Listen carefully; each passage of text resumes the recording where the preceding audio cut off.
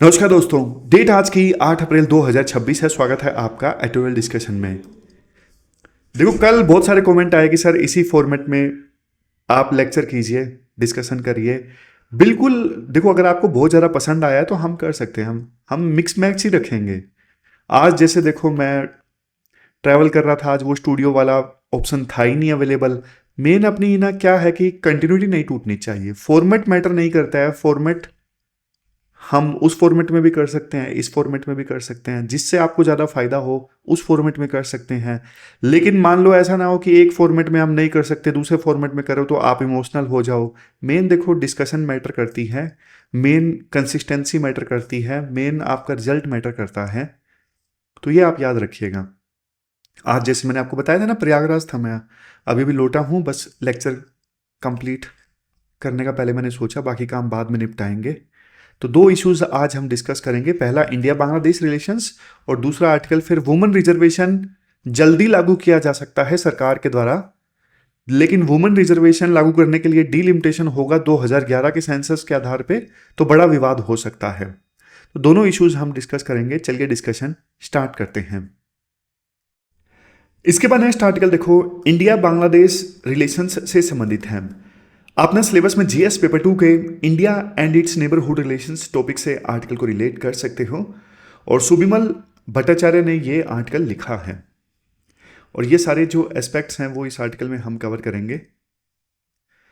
देखो, एक ना कहावत है इन्वायरमेंट से संबंधित, मतलब पेड़ों से संबंधित, आपने सुनी होगी कि पेड़ लगाने का बेस्ट टाइम कल था, लेकिन दूसरा बेस्ट टाइम जो है वो पेड़ लगाने का आज है। इवन डिप्लोमेसी में भी सेम ऐसा ही चलता है। मतलब रिलेशन से इंप्रूव करने का बेस्ट टाइम कल था, सेकंड बेस्ट टाइम आज है। बांग्लादेश में हाल ही में क्या हुआ आपको पता है कि बांग्लादेश में ना शेख हसीना की सरकार थी, जिनके साथ में इंडिया के रिलेशंस बहुत बढ़िया थे। लेकिन प्रोटेस्ट हुए, शेख हसीना की सरकार गिर गई, शेख हसीना को भाग के भारत में आना पड़ा। फिर 18 महीने तक वहां पे मोहम्मद यूनुस के नेतृत्व में एक इंटरिम गवर्नमेंट थी, काम चलाऊ गवर्नमेंट थी, जिसके साथ इंडिया के रिश्ते बहुत बिगड़ गए थे उस काम चलाऊ गवर्नमेंट के साथ में। फिर बांग्लादेश में हाल ही में फरवरी में इलेक्शंस हुए। अब नई सरकार चुनी गई है बांग्लादेश नेशनल पार्टी की। तारिक रहमान जो है वो प्रधानमंत्री बने हैं बांग्लादेश के। तो ये मैंने आपको थोड़ा सा बैकग्राउंड दे दिया। अब कंटेक्स्ट ये है, 50 दिन हो गए हैं बांग्लादेश में नई सरकार को चुने हुए। बांग्लादेश और इंडिया के बीच में रिलेशंस ठीक करने की कवायद फिर से स्टार्ट हो गई है। बांग्लादेश के जो फॉरेन मिनिस्टर है ना, जिनका नाम है खलीलुर रहमान, ये 2 दिन की भारत की यात्रा पर आने वाले हैं। और देखो, दो देशों के बीच में जब रिश्ते खराब हो जाते हैं ना, तो एकदम से पटरी पर नहीं आते। पहले डिप्लोमेट्स आपस में मिलते हैं, धीरे धीरे ट्रस्ट पैदा होता है। बांग्लादेश के साथ भी ऐसा ही हुआ। वहाँ के जो इंटेलिजेंस एजेंसी के चीफ हैं वो भारत में आए, उन्होंने रॉ एजेंसी के जो चीफ हैं उनसे मुलाकात की। बांग्लादेश में भारत के जो हाई कमिश्नर हैं उन्होंने बांग्लादेश के पीएम से मुलाकात की। तो इस प्रकार से पहले डिप्लोमेट्स की बात होती है, फिर पॉलिटिकल ट्रस्ट धीरे धीरे पैदा होता है, और वही इंडिया और बांग्लादेश के बीच में अभी चल रहा है। क्योंकि देखो, जब ये मोहम्मद यूनिस के इंटरिम गवर्नमेंट थी ना, तो उस समय भाई रिलेशंस ना बहुत ज़्यादा खराब हो गए थे। वीजा रिस्ट्रिक्शंस लगा दिए गए थे। कनेक्टिविटी के जो प्रोजेक्ट्स हैं, जैसे रेल प्रोजेक्ट या फिर रोड प्रोजेक्ट, वो रुक गए थे। दोनों देशों के बीच में कोऑपरेशन का जो फ्रेमवर्क था वो भी सस्पेंड कर दिया गया, और पूरी तरह से डिप्लोमेटिक साइलेंस था इंडिया और बांग्लादेश के बीच में। लेकिन देखो, इंडिया ने ना उस समय काफी मेच्योरिटी दिखाते हुए ना पेशेंस रखा। मतलब इंडिया ने जल्दबाजी में ऐसा नहीं कि बांग्लादेश को बुरा भला कह दिया। इंडिया इंतजार कर रहा था कि भाई अभी काम चलाऊ सरकार है बांग्लादेश में, इंटरिम गवर्नमेंट है, तो इनसे लड़ने का कोई फायदा नहीं है। नई सरकार जब चुनी जाएगी तब हम रिश्ते ठीक करेंगे। और उसी लीग पे चलते हुए फिर इंडिया ने अब बढ़िया, मतलब जो सब्र रखा था उसका फल अब इंडिया को मिलने लगा है। तो अभी देखो, ये जो बांग्लादेश के विदेश मंत्री भारत आ रहे हैं ना, तो उनका एजेंडा देखो बहुत प्रैक्टिकल है। 3 चीजों पे वो फोकस करेंगे। सबसे पहले, बांग्लादेश में ना आज के समय में पावर क्राइसिस चल रहे हैं। वेस्ट एशिया में अभी तो चलो सीज फायर साइन हो गया है, अदरवाइज ये ईरान और यूएसए के बीच में वार चल रहा था ना, तो इसकी वजह से इंडिया में भी दिक्कत, बांग्लादेश में भी दिक्कत, बांग्लादेश में थोड़ी ज्यादा दिक्कत। तो ना बांग्लादेश के विदेश मंत्री की कोशिश होगी कि इंडिया से पावर सप्लाई इंश्योर की जाए और इंडिया को ना लिक्विफाइड नेचुरल गैस के ट्रांजिट के तौर पे इस्तेमाल किया जाए। तो पहला फोकस उनका ये होगा। दूसरा focus trade and visa resumption से संबंधित होगा, क्योंकि देखो इंडिया जो है वो बांग्लादेश का ना सबसे बड़ा रीजनल ट्रेडिंग पार्टनर है। हर साल लाखों बांग्लादेशी पेशेंट इलाज करवाने के लिए भारत आते हैं, स्टूडेंट्स पढ़ने के लिए आते हैं और ट्रेडर्स आते हैं भारत में व्यापार करने के लिए। लेकिन इन लोगों को ना इंडिया आने के लिए वीजा की आवश्यकता है, बट जब एंट्रीम गवर्नमेंट थी तो वीजा पे रिस्ट्रिक्शन लग गई थी। तो बांग्लादेश के विदेश मंत्री भारत आ रहे हैं तो उनकी कोशिश यही होगी कि वो रिस्ट्रिक्शंस हटवाई जाएं। फिर नेक्स्ट देखो ये है, बांग्लादेश अभी ना लीस्ट डेवलप्ड कंट्री की कैटेगरी में आता है, लेकिन बांग्लादेश ना अपने इस स्टेटस को अब इंप्रूव करना चाहता है। Bangladesh export led growth model अपनाना चाहता है, मतलब बांग्लादेश चाहता है कि हम ज्यादा एक्सपोर्ट करें और इससे हमारी जो इकोनॉमी है वो ग्रो करे। तो जब देखो बांग्लादेश एक्सपोर्ट पे फोकस करना चाहता है तो वो इंडिया को कैसे इग्नोर कर सकता है। इंडिया बांग्लादेश का पड़ोसी देश है, दोनों देशों के बीच में जो बॉर्डर है 4096 किलोमीटर का है। दो देशों के बीच में सबसे बड़े बॉर्डर्स में से एक है इंडिया और बांग्लादेश के बीच का जो बॉर्डर है। तो कैसे बांग्लादेश इंडिया को इग्नोर कर सकता है ट्रेड के मामले में। फिर नेक्स्ट चीज जिस पे फोकस होगा बांग्लादेश के विदेश मंत्री का, देखो 1996 में ना इंडिया और बांग्लादेश के बीच में ना गंगा नदी के बंटवारे को लेकर ना 30 साल का एग्रीमेंट हुआ था। अब ये 30 साल का एग्रीमेंट ना दिसंबर 2026 में खत्म हो रहा है। इसको रिन्यू करवाना भी बांग्लादेश के विदेश मंत्री की प्रायोरिटी होगी। और इवन तीस्ता रिवर जो सिक्किम से होते हुए, वेस्ट बंगाल से होते हुए फिर बांग्लादेश जाती है, तीस्ता रिवर के बंटवारे को लेके भी एग्रीमेंट जो है वो अटका हुआ है। क्योंकि जब एग्रीमेंट होने वाला था तो वेस्ट बंगाल की जो मुख्यमंत्री थी ना ममता बनर्जी, उन्होंने विरोध किया था। उन्होंने बोला था कि वेस्ट बंगाल के एक हिस्से को पानी कम मिलेगा अगर हम तीस्ता रिवर के बंटवारे को लेके बांग्लादेश के साथ में एग्रीमेंट साइन करते हैं। तो पिछले 14 सालों से ये जो एग्रीमेंट है तीस्ता रिवर के बंटवारे को लेके ये पेंडिंग है। फिर देखो जो इनके विदेश मंत्री है ना रहमान, उन्होंने एक बात बोली, हम इंडिया के साथ में ना नॉर्मल रिलेशनशिप चाहते हैं। हम एक टर्म है जिसका मतलब आपको बताता हूं, परफॉर्मेटिव एंटी इंडिया पोस्चरिंग नहीं चाहते। आप बोलोगे सर ये क्या टर्म है, परफॉर्मेटिव एंटी इंडिया पोस्चरिंग? इसका मतलब देखो ये है डोमेस्टिक वोट बैंक हासिल करने के लिए इंडिया को गाली देना। तो बांग्लादेश के विदेश मंत्री बोलते हैं हम ये नहीं चाहते, डोमेस्टिक वोटर्स को खुश करने के लिए इंडिया को गाली देना हमारे इंटरेस्ट में नहीं है, वो हम ये नहीं चाहते। तो ये है परफॉर्मेटिव एंटी इंडिया पोस्चरिंग। और राइटर एक बात बोलते हैं, देखो बांग्लादेश में शांति है तो इससे इंडिया को भी फायदा होता है, क्योंकि आपका पड़ोसी अगर इनस्टेबल है तो आप कैसे चैन की सांस सो सकते हो। अगर बांग्लादेश हमारे साथ कोऑपरेटिव है, अगर मान लो कोऑपरेटिव नहीं है, तो फिर देखो बांग्लादेश से इंडिया में ह्यूमन ट्रैफिकिंग, ड्रग ट्रैफिकिंग ये इंक्रीज होगी। बांग्लादेश से ज्यादा घुसपैठियां इंडिया में आएंगे और बांग्लादेश में एक्सट्रीमिज्म बढ़ेगा तो उसका नुकसान फिर नॉर्थ ईस्ट में स्टेबिलिटी को होगा। नॉर्थ ईस्ट में जो इंसर्जेंट्स हैं वो ज्यादा एक्टिव हो जाएंगे। तो इसलिए स्टेबल बांग्लादेश जो है वो इंडिया के हित में है। समझ गए?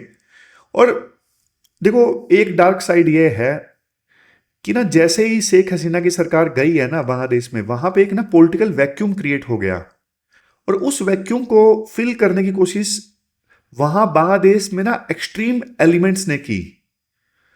समझ गए? जो रेडिकल इस्लामिस्ट ऑर्गेनाइजेशंस है ना उनमें हिम्मत आ गई शेख हसीना के जाने के बाद में।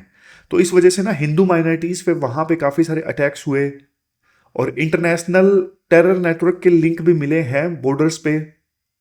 पाकिस्तान की जो आईएसआई है वो अपनी जड़ें जमाना चाहती है बांग्लादेश के अंदर ताकि इंडिया को नुकसान पहुंचाया जा सके। तो ये इंडिया के लिए काफ़ी खतरे की चीज़ है। और देखो, बांग्लादेश में अगर एक्सट्रीमिज्म बढ़ता है तो ये सिर्फ इंडिया की प्रॉब्लम नहीं है, ये बांग्लादेश की अपनी डेमोक्रेसी के लिए एक एग्जिस्टेंशियल थ्रेट है। क्योंकि देखो, 1971 में जो बांग्लादेश का निर्माण हुआ था वो 4 पिलर्स पे हुआ था: सेकुलरिज्म, नेशनलिज्म, डेमोक्रेसी, सोशलिज्म। लेकिन वहां पे एक्सट्रीमिज्म बढ़ता है तो बांग्लादेश की खुद की जो आइडेंटिटी है वो खतरे में आती है। समझ गए? और एक बहुत बढ़िया एग्जांपल राइटर देते हैं। पाकिस्तान ने क्या किया? पाकिस्तान ने ना अफगानिस्तान में तालिबान को सपोर्ट किया था। उसका खामियाजा पाकिस्तान को आज चुकाना पड़ रहा है, क्योंकि पाकिस्तान में भी तहरीक तालिबान जो है वो पाकिस्तान जैसा अफगानिस्तान जैसा सिस्टम पाकिस्तान में इंप्लीमेंट करना चाहता है। तो हिलरी क्लिंटन ने ना इस चीज पे एक बात बोली थी, आप अपने बैकयार्ड में सांप रख के ये नहीं उम्मीद कर सकते कि वो आपके पड़ोसी को ही काटेगा, आपको नहीं काटेगा। तो सेम चीज बांग्लादेश के संदर्भ में भी लागू होती है कि बांग्लादेश में वहां पे जो बांग्लादेशी नेशनल पार्टी की सरकार है ना, वो भी भाई अपने देश में जो जमात इस्लाम वाली ऑर्गेनाइजेशन है, एक्सट्रीमिस्ट ऑर्गेनाइजेशंस हैं, उनको पनाह देके, उनको स्पेस देके ये नहीं उम्मीद कर सकते कि वो सिर्फ इंडिया को नुकसान पहुंचाएंगे और बांग्लादेश को नुकसान नहीं पहुंचाएंगे। वो बांग्लादेश को ही नुकसान पहुंचाएंगे आगे जाके। फिर इसके बाद देखो, जो वहां के विदेश मंत्री हैं इंडिया के विजिट के बाद में मॉरिशस में भी जाएंगे इंडियन ओशन कॉन्फ्रेंस के लिए। इससे जाहिर होता है कि बांग्लादेश अब ना काफ़ी मेच्योरिटी से खेल रहा है और यहाँ पे भी दोनों देशों के बीच में कोऑपरेशन का स्कोप है। इंडिया बांग्लादेश दोनों इंडियन ओशन के देश हैं और इंडियन ओशन में भी दोनों के जो इंटरेस्ट हैं वो सिमिलर हैं। दोनों चाहते हैं मैरीटाइम सिक्योरिटी इंश्योर हो इंडियन ओशन में, सी लेन सुरक्षित रहें। दोनों चाहते हैं कि ओशन के रिसोर्सेज का यूज होना चाहिए सस्टेनेबल तरीके से ताकि फ्यूचर जनरेशंस के लिए भी रिसोर्सेज बचाए जा सकें। दोनों फ्रीडम ऑफ नेविगेशन चाहते हैं इंडियन ओशन में। तो राइटर बोलते हैं इंडो पैसिफिक विजन में ना बांग्लादेश इंडिया का एक नेचुरल पार्टनर है।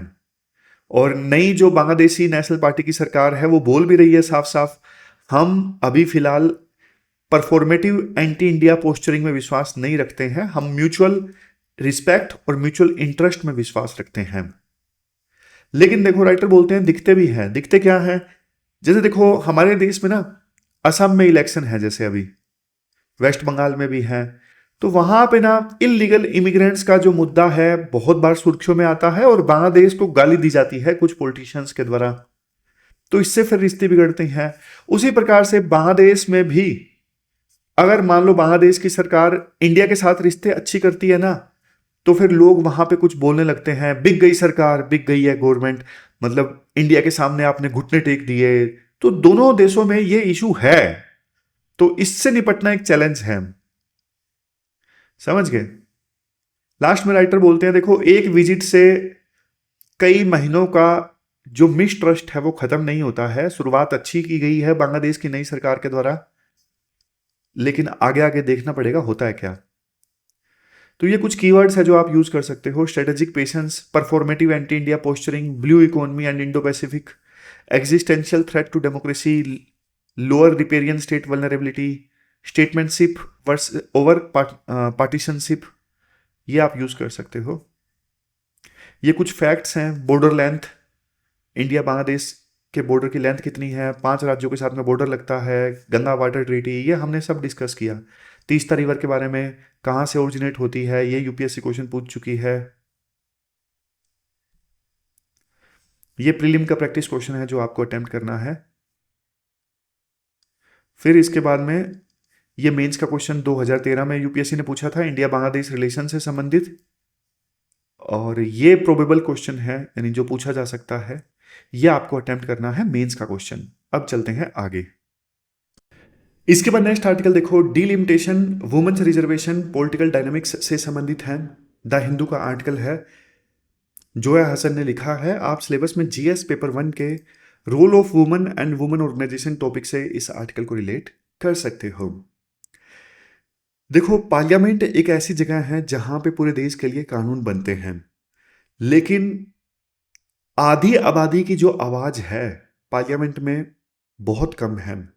तो इस प्रॉब्लम को सोल्व करने के लिए ना सितंबर 2023 में पार्लियामेंट ने एक कानून पास किया, नारी शक्ति वंदन अधिनियम। संविधान का ये 106वां कॉन्स्टिट्यूशनल अमेंडमेंट था। कोर प्रोविजन ये था, स्टेट असेंबलीज में और लोकसभा में ना महिलाओं के लिए 33% जो सीट्स हैं वो रिजर्व रखी जाएंगी। और ये जो कोटा है 33% रिजर्वेशन का, ये जो SC ST के लिए सीट्स आरक्षित है ना उनमें भी एप्लीकेबल है, उनके अंदर भी अप्लाई होगा ये 33% महिलाओं के लिए आरक्षित सीट वाला कंसेप्ट, यानी SC ST सीट्स के अंदर भी अप्लाई होगा।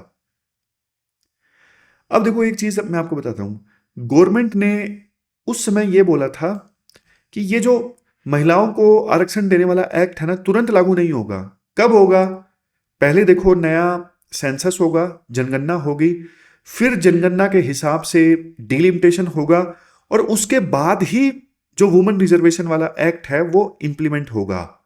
तो 2023 में जब सरकार ने ये एक्ट बनाया था ना, तब भी बहुत सारी वुमेन राइट ग्रुप्स और अपोजिशन पार्टीज ने इसका विरोध किया था। उन्होंने बोला था कि भाई 2024 के इलेक्शन से लागू करो ना, इतना डिले क्यों कर रहे हो? लेकिन एनडीए की सरकार ने बोला नहीं, इसे हम पहले सेंसस कंडक्ट करवाएंगे, फिर उसके बाद डिलिमिटेशन होगा, उसके बाद लागू करेंगे। डिलिमिटेशन तो आपको पता होगा ना, पॉपुलेशन के हिसाब से बाउंड्रीज को एडजस्ट किया जाता है। किसकी कौन सी बाउंड्रीज को? कॉन्स्टिट्यूएंसीज की बाउंड्रीज को, समझ गए? तो इसके बाद राइटर बोलते हैं, देखो उस बात को ना 3 साल से भी कम वक्त हुआ है, लेकिन अब सरकार का जो स्टैंड है ना वो चेंज हो रहा है। पहले सरकार ने कंडीशन क्या रखी थी? नया सेंसस, फिर डिलिमिटेशन, फिर वुमेन रिजर्वेशन लागू करेंगे। लेकिन अब सरकार का जो प्लान है थोड़ा चेंज होता दिखाई दे रहा है। सरकार ना अब 2011 के सेंसस के बेस पर ही डिलिमिटेशन शुरू करने का प्लान बना रही है। मतलब कि नए सेंसस का वेट नहीं किया जाएगा। क्या होगा? देखो ये हो सकता है, जब तक देखो अनाउंसमेंट नहीं है तो प्लान ही माना जाएगा। लोकसभा और स्टेट असेंबलीज की जो सीट्स है ना वो 50% बढ़ा दी जाएंगी, यानी लोकसभा की सीट्स 543 से बढ़ा के 816 हो सकती हैं। आप पूछोगे सर ऐसा क्यों हो रहा है और इसकी टाइमिंग क्या सही है? देखो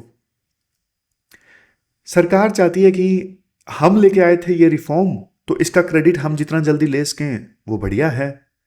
और दूसरा जो अपकमिंग स्टेट इलेक्शंस है ना 2027 के, उससे पहले सरकार थोड़ा खुश करना चाहती है वोटर्स को। 2027 के या फिर 2029 के जनरल इलेक्शंस मान लीजिए, तो उनसे पहले वुमेन वोटर्स को सरकार खुश करना चाहती है इस चीज को अभी लागू करके। राइटर बोलते हैं लेकिन देखो 2011 के आधार पे, 2011 के सेंसस के आधार पे मान लो डिलिमिटेशन किया जाएगा ना, तो इसमें एक दिक्कत है। दिक्कत क्या है?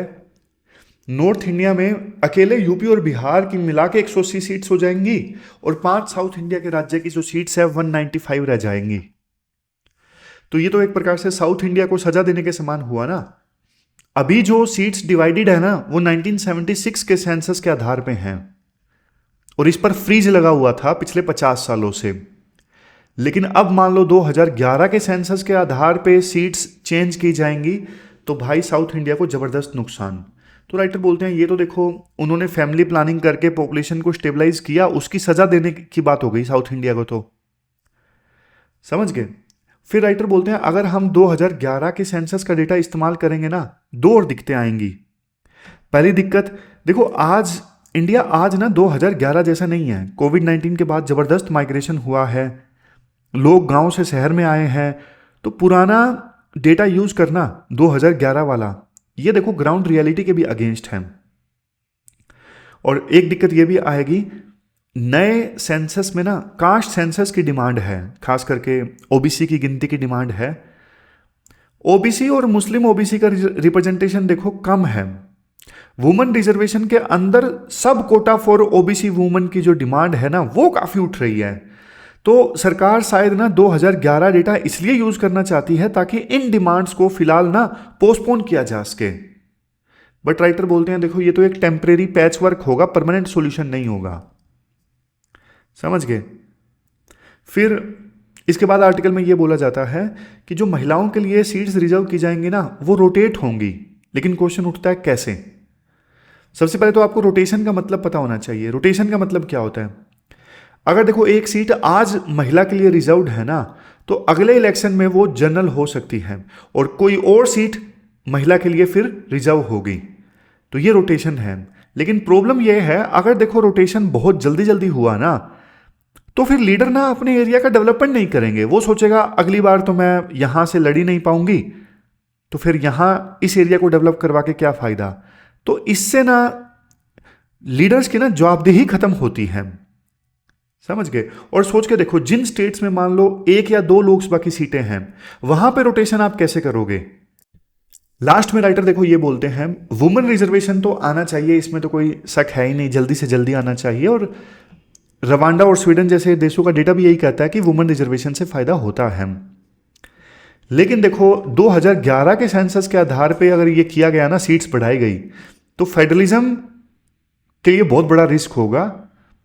सेंटर और स्टेट के बीच में जो बैलेंस है पूरी तरह से बिगड़ जाएगा। खास करके साउथ इंडिया के जो राज्य हैं वहाँ पे बहुत ज़्यादा नाराज़गी आएगी। तो और ये देश के लिए अच्छी चीज़ नहीं है।